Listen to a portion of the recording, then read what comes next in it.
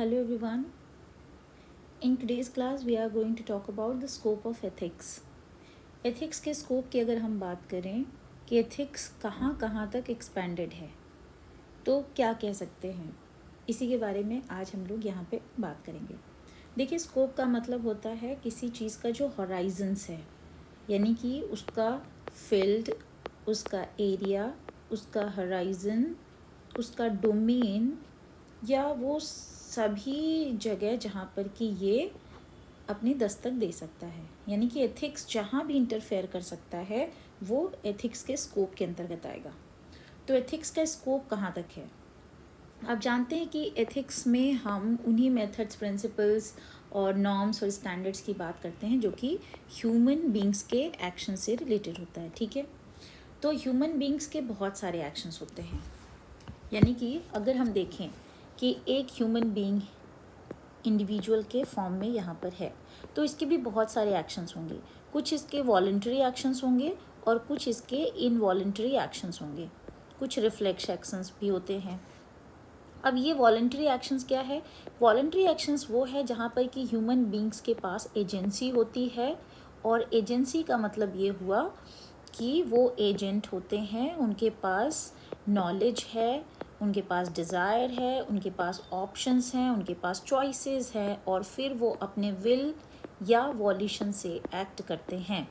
तो जब किसी चीज़ के बारे में आप जानते हैं और वो करने की आपके अंदर इच्छा होती है, और उस चीज़ को पाने या करने के लिए आपके पास बहुत सारे ऑप्शंस, यानी 1 2 3 n नंबर ऑफ ऑप्शंस हो सकते हैं, उसमें से कोई आप एक चुनते हैं कि ये करेंगे, फिर उसको करने के लिए आप विल बनाते हैं यानी संकल्प लेते हैं, और फिर वॉल्यूशन के थ्रू उस पर एक्ट करते हैं। ये सारी क्रियाएं किसके अंदर हो सकती हैं? सिर्फ ह्यूमन बींग्स के अंदर हो सकती हैं। और ये जो प्रोसेस है वो सिर्फ और सिर्फ वॉलंटरी एक्शंस में ही फॉलो हो पाता है। वॉलंटरी एक्शंस यानी कि ऐच्छिक क्रियाएं जो मनुष्य की इच्छा से की जाती हैं, उसके विल पावर से की जाती हैं, उन्हें वॉलंटरी एक्शंस कहते हैं। इनवॉलंटरी एक्शंस वो एक्शंस हैं जो कि होते रह रहे हैं हमारे अंदर और हम कोई डिज़ायर नहीं कर रहे हैं उसके लिए। जैसे कि हमारा डाइजेस्टिव सिस्टम काम कर रहा है, हमारा रेस्पिरेटरी सिस्टम काम कर रहा है, ब्लड सर्कुलेशन हो रहा है, नर्वस सिस्टम काम कर रहा है, ये सब इनवॉलंटरी एक्शंस हैं। या फिर जैसे छींक आना, खांसी आना, पलक झपकना, ये सारी चीज़ें हैं। इसी में रिफ्लेक्स एक्शन है। रिफ्लेक्स एक्शंस इनवॉलंटरी एक्शंस का ही एक पार्ट होता है जो मनुष्य अपनी इच्छा से नहीं करता है।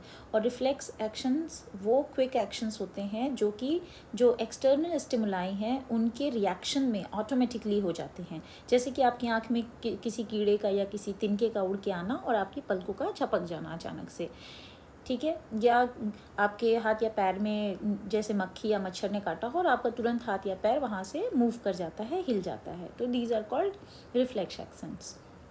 अब ये जो एक्शंस होते हैं, इनवॉलंटरी एक्शंस, रिफ्लेक्स एक्शंस, ये ह्यूमन बींग्स के वो एक्शंस हैं जो कि एथिक्स के स्कोप में नहीं आते हैं। तो अगर ये एरिया है, ये डोमेन है एथिक्स का, तो इसमें से ये बाहर रहते हैं। इसमें आते हैं केवल वॉलंटरी एक्शंस। अब देखिए, कुछ लोगों का पूछना है कि क्या जो हैबिट्स होते हैं, हैबिचुअल एक्शंस, उनको हम बाहर रखें या अंदर रखें? यानी एथिक्स क्या हमारे हैबिट्स के ऊपर भी good bad, right and wrong का जजमेंट देता है?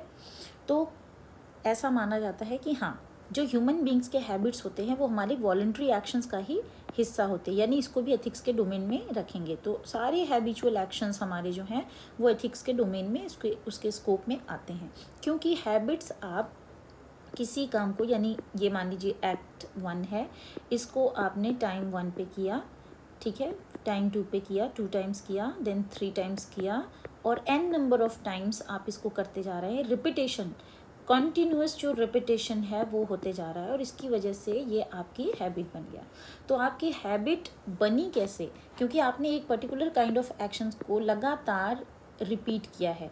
आप यहाँ पर ब्रेक कर सकते थे वो चैन, और जो कि आपने ब्रेक नहीं किया है, इसलिए आपने ये एक डिसीज़न लिया है कि आप ऐसा काम करेंगे, ठीक है। तो हैबिट्स जो बनती हैं वो हमारी वॉलंटरी हैबिट्स होती हैं, और इसीलिए हमारे हैबिट्स जो होते हैं वो, अगर हमारे एक्शंस ऐसे हैं कि वो किसी को प्रभावित कर रहे हैं और वो हमारे हैबिट के थ्रू हो रहे हैं, तो वो गुड और बैड के जजमेंट के अंतर्गत आएंगे। राइटनेस और रॉन्गनेस का उसके ऊपर जजमेंट होगा। अब इसका मतलब है कि ह्यूमन बींग्स किसे कहेंगे, ये एक प्रीसपोजिशन है। ह्यूमन बींग्स यहाँ पर वही है, जैसे बहुत छोटा शिशु ना हो, बिल्कुल जो मेंटली डिसेबल्ड लोग होते हैं उनको भी यहाँ पे नहीं रखा गया है। ये इसका मतलब है कि ह्यूमन बींग्स वो पर्सन की बात हो रही है जिसके पास की माइंड है, रैशनल है, उसके पास वो रैशनल बीइंग है और उसका रैशनैलिटी जो है वो डेवलप हो चुका है।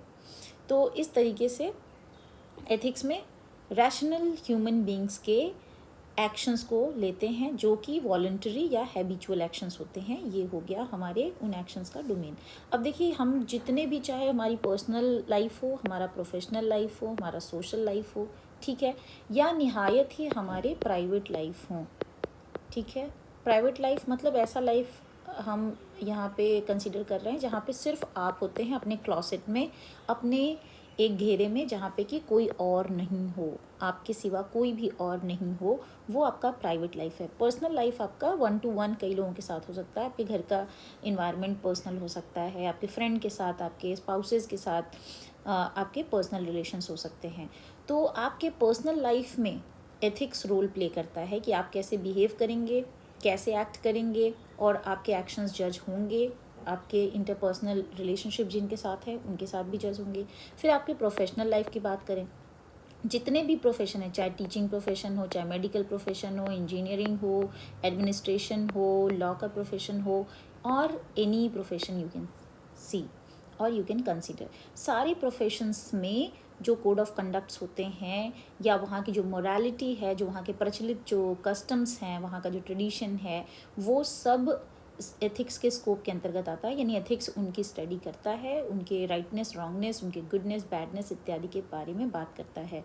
तो प्रोफेशनल वर्ल्ड में भी, प्रोफेशनल जो डोमेन है उसमें भी एथिक्स अपना विंग एक्सपैंड करता है। फिर हमारा आता है सोशल लाइफ। सोशल लाइफ जहाँ पर कि एक सोसाइटी में बहुत सारे इंडिविजुअल्स जो हैं वो एक दूसरे के साथ जुड़े हुए होते हैं और एक दूसरे को, चाहे वो जानते हों चाहे ना जानते हों, given in a domain of society, एक सोसाइटल डोमेन में होने के कारण दे इम्पैक्ट ईच अदर, और उनके एक्शंस एक दूसरे को प्रभावित करते हैं, अफेक्ट करते हैं। और इसीलिए सोशल लाइफ में भी एथिक्स का रोल होना चाहिए कि हम सोशली कैसे बिहेव करें, सोशल लेवल पर हमारे जो बिहेवियर हैं, एक्शंस हैं, वो कैसे होने चाहिए, हमें कैसा कैरेक्टर डेवलप करना चाहिए, हमें किस तरीके के वर्चूज़ इनकलकेट करने चाहिए कि हमारा जो सोसाइटल वेलबींग है या सोशल या पब्लिक गुड जिसको कहते हैं इन एरिस्टोटेलियन लैंग्वेज, जो यूडाइमोनिया है, उसकी प्राप्ति कैसे करें, ठीक है।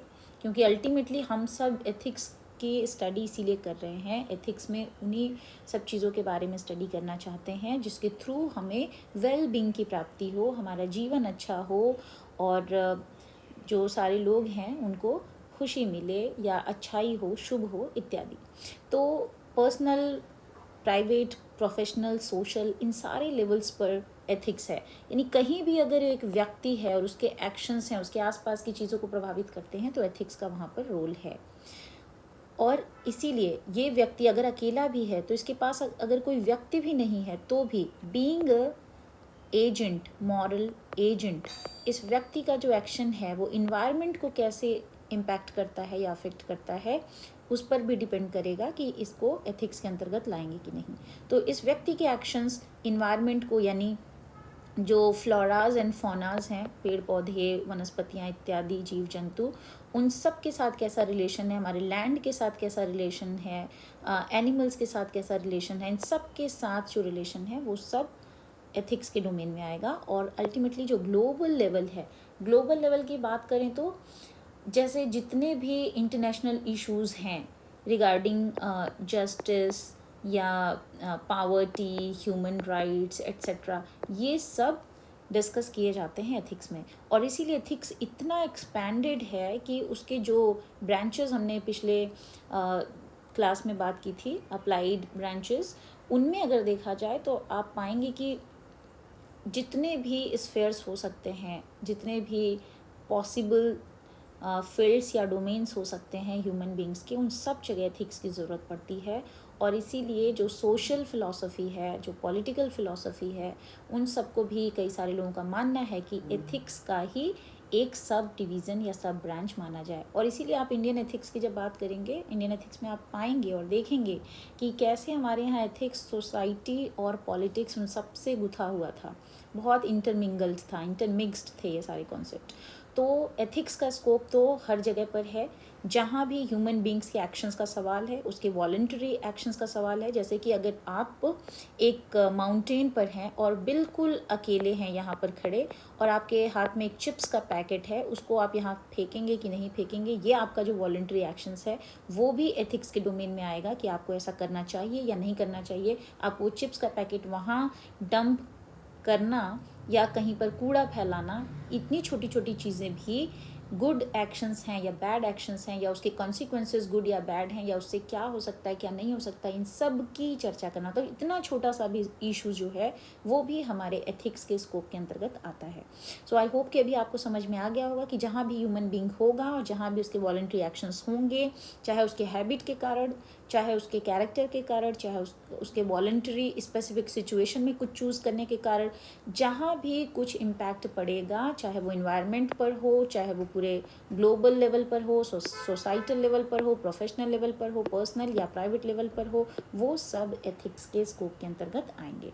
ठीक है, तो हम देख सकते हैं कि स्कोप जो है एथिक्स का वो इनक्रेडिबली ब्रॉड है, और वो हमारे पर्सनल चॉइसेस को, प्रोफेशनल कंडक्ट को, सोशल जस्टिस को, और जो हमारे इन्वायरमेंटल रिस्पॉन्सिबिलिटीज़ हैं उनको, और बहुत सारी चीज़ों को, सारे ग्लोबल इश्यूज़ को स्टडी करता है, उनको टच करता है। सो एथिक्स पढ़ के हमारे पास ऐसे थॉटफुल और जो प्रिंसिपल डिसीजंस हैं वो लेने के जो इक्विपमेंट्स हैं वो बेहतर हो जाएंगे। Like we can say that we will be more equipped with the tools to make thoughtful and principled decisions in almost all the areas of our lives. So इतना बस जानना कि ethics isn't just about knowing what is right or wrong, rather it is about applying that knowledge in our daily lives to make the world a better place is very very important. तो ये जानना बहुत ज़रूरी है कि इसका जो applied part है वो आजकल बहुत ही इम्पॉर्टेंट है। और कोई भी अगर कहता है कि एथिक्स में तो सिर्फ हम जानने की कोशिश करते हैं, उसको अप्लाई नहीं कर सकते, सिर्फ थेरीज़ की बात करते हैं, ये हमारे डे टू डे लाइफ को जो है इजी नहीं बना सकता, तो ये गलत है, क्योंकि उसका प्रैक्टिकल पार्ट है। और एथिक्स जो है पढ़ने से, पढ़ाने से कहीं ना कहीं आपके व्यवहार पर असर पड़ेगा।